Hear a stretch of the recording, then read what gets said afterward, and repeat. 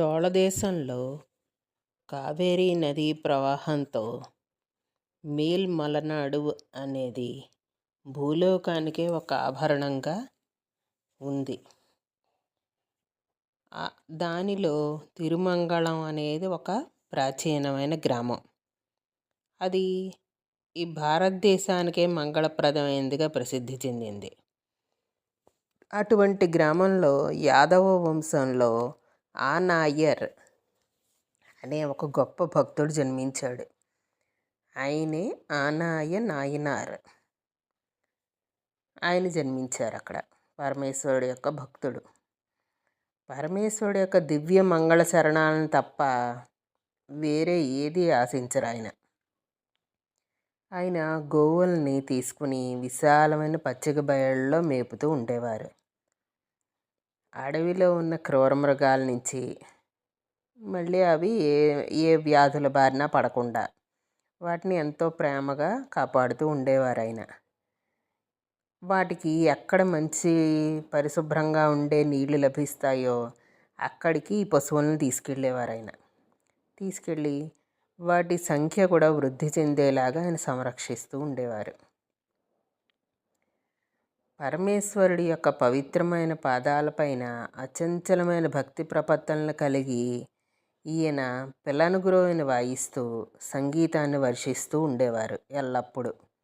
అంటే శ్రీకృష్ణ పరమాత్మలాగా ఈయన ఎల్లప్పుడూ కూడా పిల్లనుగురువుని వాయిస్తూ ఉండేవారు. ఆయన వేణువు పైన పవిత్రమైన పంచాక్షరిని సప్తస్వరాల్లో గానం చేస్తూ సమస్త చరాచరాలని అన్నింటినీ కూడా తన సంగీత అమృతంలో లీనమయ్యేలా చేస్తూ ఉండేవారు. ఆనాయర్ దగ్గర చిన్న చిన్న పనులను చేసే యాదవులు ఒకవైపు, పశుగణాలు ఒకవైపు, పశువులు ఒకవైపు అన్నమాట. అలా ఉన్నాయి. ఉన్నప్పుడు పశువుల్ని మేపడానికి ఈయన బయలుదేరారు. అటు యాదవుల్ని ఇటు పశుగణాలని పెట్టుకొని ఆయన ఎక్కడ పచ్చిక బయళ్ళు ఉన్నాయో అక్కడికి బయలుదేరారు. ఈ పశుగణాలు అన్ని దిక్కులకి వెళ్ళాయి మేత మేయడానికి. ఈయనేమో దగ్గరలో ఉన్న ఒక తంగేడు వృక్షం కిందకి ఈయన వెళ్ళి అక్కడ కూర్చున్నారు. సువాసనల వెజ్జలతో నా తంగేడు వృక్షాన్ని చూసేసరికి ఈయన హృదయం కరిగిపోయింది. పరమేశ్వరుడి మీద భక్తి ప్రపత్తులు ఉప్పొంగిపోయాయి. ప్రేమ నిండిన అమృతతుల్యమైన సంగీతాన్ని ఆయన ఈ ఫ్లూట్ మీద వాయించడం ప్రారంభించారు. వేణుగానంతో ఆయన పంచాక్షరిని జపిస్తూ వేణుగానంలో పంచాక్షరి జపిస్తున్నారు ఆయన. మధురమైన సంగీతాన్ని ఆయన ఆలపిస్తున్నారు.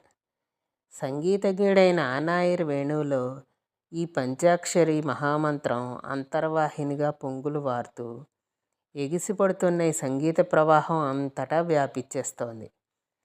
ఆ సంగీత ప్రవాహంలో గడ్డి మేస్తున్న పశుగణాలు ఈ సంగీతాన్ని విని అవి ఏమీ చప్పుడు చేయకుండా ఆనాయర్ని సమీపించి అవి మైమర్చిపోయి ఉండిపోయాయి. తల్లి దగ్గర పాలు తాగుతున్న చిన్న చిన్న దూడలు నోట్లో పాల నొరుగుతోటే అవి తల్లి పాలని మర్చిపోయి ఆ వేణుగానంలో లీనమైపోయి అవి వింటున్నాయి.